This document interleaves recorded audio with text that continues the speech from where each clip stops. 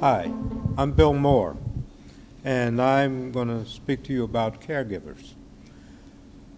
As he just mentioned, we have people coming back from the battlefield who might have died in the past, but they stay alive. And with that in mind, we know that we want them to have the best care and the best quality of life they can have. And in order to do that, it requires something from someone who is near and dear to them, or someone who has been hired to care for them, or what have you. And those people, their caregivers, have a rough job. A job that allows them to give better life conditions to one person by a sacrifice from themselves.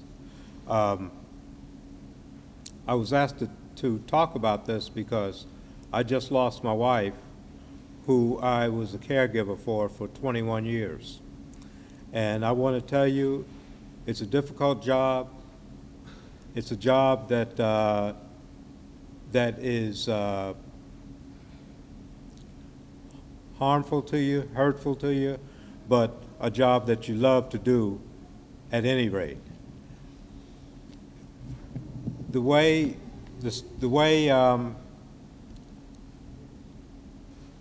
situation is right now, when I first started taking care of my wife, I got very little help.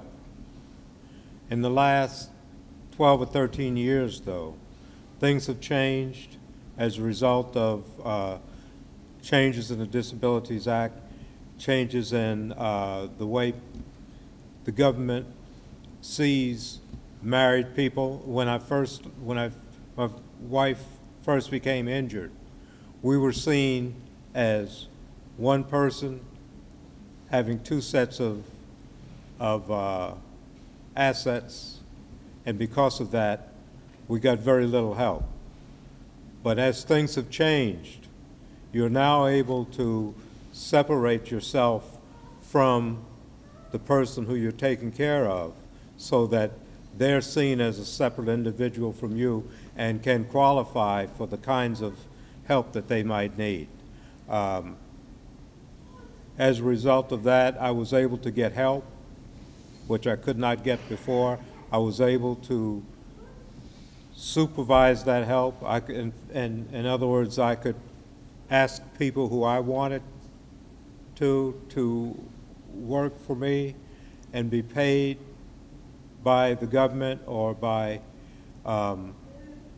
Medicaid for doing that work.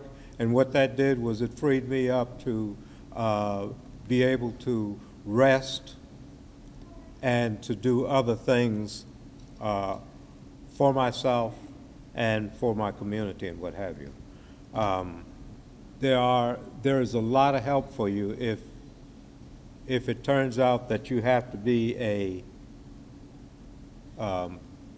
caregiver. There's a lot of help for you, and what you would need to do is to get started on that help would be to go to your Health and Human Services